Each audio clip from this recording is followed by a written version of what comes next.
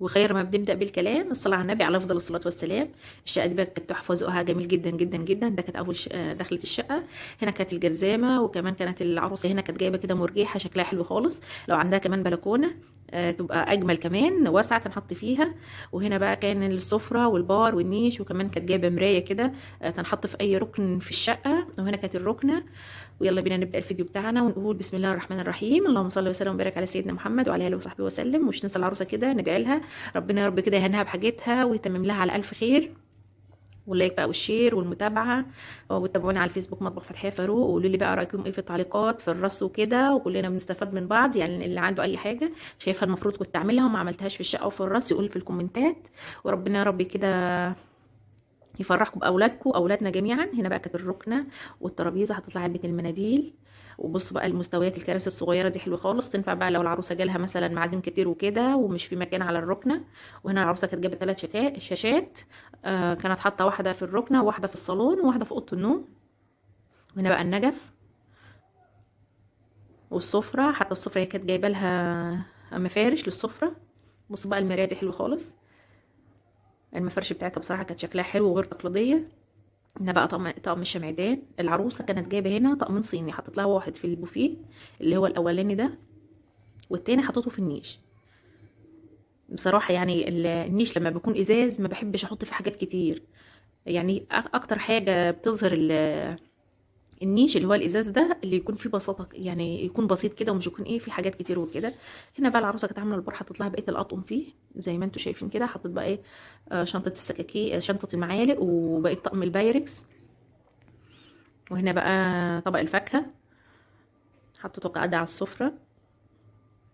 والمفرش القطيفة دي بصراحة حلوة خالص، اللي هي الفرو دي شكلها حلو. هنا بقى كان النيش بصراحة كان ذوقه جميل جدا جدا جدا.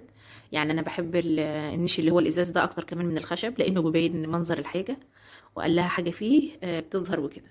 بصوا الطقم الصيني ده بسم الله ما شاء الله تحفة.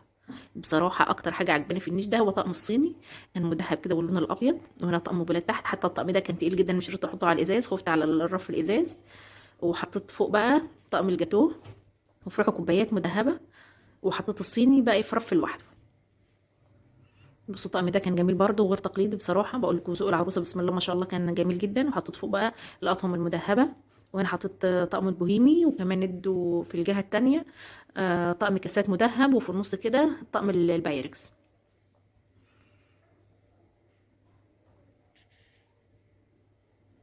هنا بقى كانت الستاير. وهنا النجف.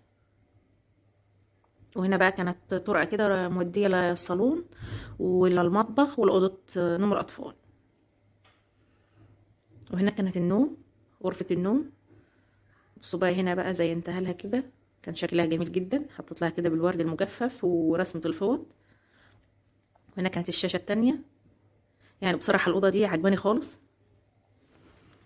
شغلها حلو وكمان فيها حاجات عملية. بصوا هنا التسريحة وشغل الاستانلس اللي هو اللميع ده في الحيطة حلو خالص برضو، مدي منظر حلو. ده الورد ده كله مجفف الأحمر واللي هو الألوان ده. يعني العروسة في عرايس ما بتحبش الحاجات دي، وفي عرايس بتطلبها بالاسم. يعني العروسة بتاعتنا النهاردة هي اللي طالباها، قالت لي أنا عايزة ايه رسمة كده على السرير. عفوا. هنا بقى ادوات التجميل. بصوا المنظم ده حلو جدا وعملي كمان. كل العرايس يعني تقريبا كلها بتجيب اليومين دول، غير اللي هو التاني البلاستيك وحتى شكله حلو. هي بصراحه جايبه ادوات تجميل كتيره وذوقها حلو خالص. وهنا صينيه بنحط كده على التسريحه وبنحط فيها البرفانات والحاجات. وهنا الاكسسوارات. وهنا بقى الكريمات والقصافه والمعجون والحاجات اللي زي دي. هنا بقى الفرش والتوك والبنس. يعني المنظمات بصراحة اللي على التسريحة دي بتفرق كتير في الرص وكمان الحفاظ على الحاجة. هنا بقى الدولاب. هنا الفوط. وهنا الهدوم.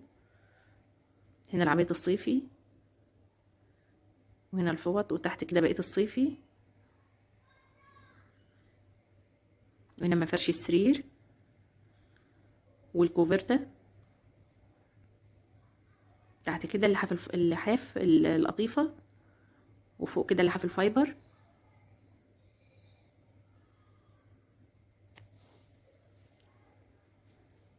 الجهة التانية بقى حطيت لها الشتوي والعبايات اللي هتستخدمها.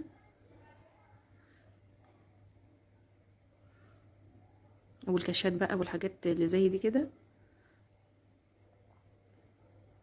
وطبعا الضلفة الأخيرة بتكون لهدوم العريس، فاحنا بنسيبها فاضية وكده. بصوا بقى ده انا بسميه دريسنج، بس على اصغر بقى، اللي هو ده.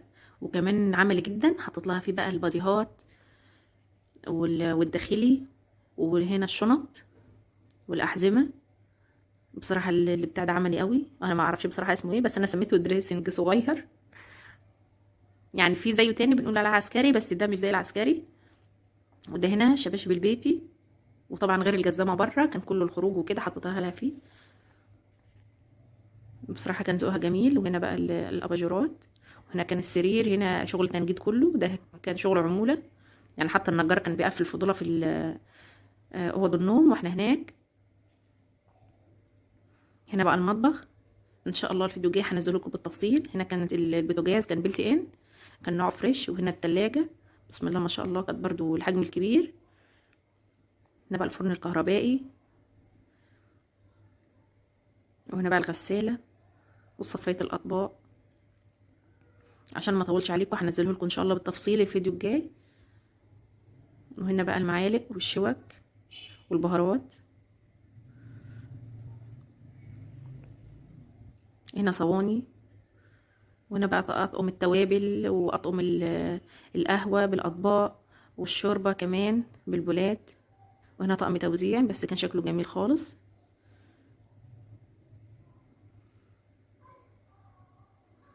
وهنا كمان كان المنظم اللي هي الادراج، كان كمان شكلها حلو. هنا بقى غرفة نوم الاطفال. ولو انت لسه مكمله الفيديو، بعتي بقى الفيديو لاصحابك وحبايبك على الواتس وعلى الخاص، عشان العرايس بقى حبايبنا يشوفوا ايه اللي ناقصهم يكملوه. ومش تنسوا بقى كومنت حلو كده. ربنا يا رب ما يحرمني كده من تعليقاتكم الجميله زيكم. هنا بقى الاباجوره.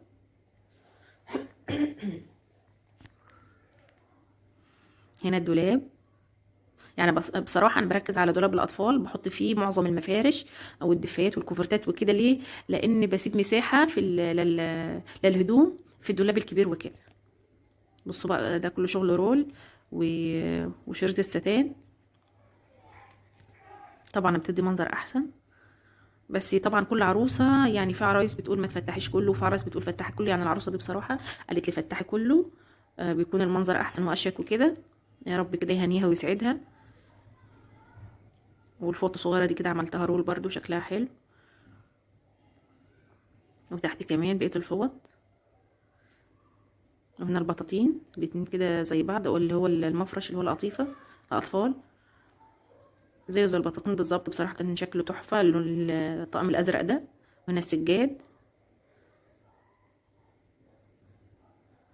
هنا بقى الصالون او الانتريه زي ما بتسموه، كان جميل برضو بصراحه ولونه حلو، اللون البني ده. والستاير كمان كان شكلها حلو كده وبسيط. هنا بقى الشاشه الثالثه. يا رب كده الفيديو يكون عجبكم. مش تنسونا باللايك والشير، واللي اول مره يدخل على القناه يعملنا اشتراك ويفعل الجرس عشان يوصلكم كل جديد. وتتابعوني على صفحتي على الفيسبوك مطبخ فتحية فاروق.